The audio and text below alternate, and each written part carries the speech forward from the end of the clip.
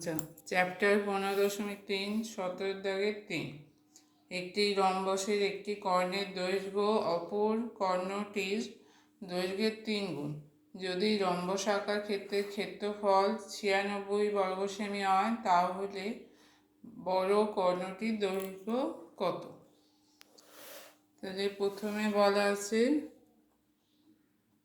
Rhombus একটা কর্ণের দৈর্ঘ্য যদি এক্স হয়, তাহলে আর একটা কর্ণের দৈর্ঘ্য হবে 3x, 3 গুণ। তাহলে এই কর্ণটা যদি এক্স হয়, অপর কর্ণের দৈর্ঘ্য হচ্ছে 3x। এবার বলা আছে যে রম্বসের ক্ষেত্রফল বলা আছে 96 বর্গ সেমি। রম্বসের ক্ষেত্রফল সমান 96 বর্গ সেমি। তাহলে এই রম্বসের ক্ষেত্রফলের ফর্মুলা হচ্ছে হাফ কর্ণদ্বয়ের গুণফল,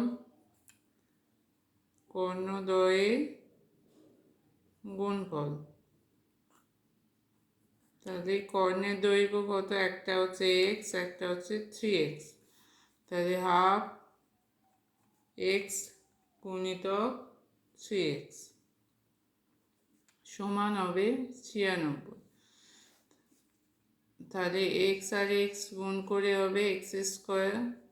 এখানে দুইটা 96 সঙ্গে উপরে গুণ হবে, দুইটা এখানে ভাগ ছিল, তাহলে উপরে এদিকে গেলে কি হবে? গুণ হবে। তিনটা কি ছিল? তিনটা এখানে গুণ ছিল এক্সের সঙ্গে, সেটা চলে যাবে তলায়। 3 দিয়ে কাটলে হচ্ছে 32, দুগুণে হচ্ছে 64। তাহলে এক্স সমান হচ্ছে √64 সমান হচ্ছে 8 সেমি। তাহলে রম্বসের বড় কর্ণটির দৈর্ঘ্য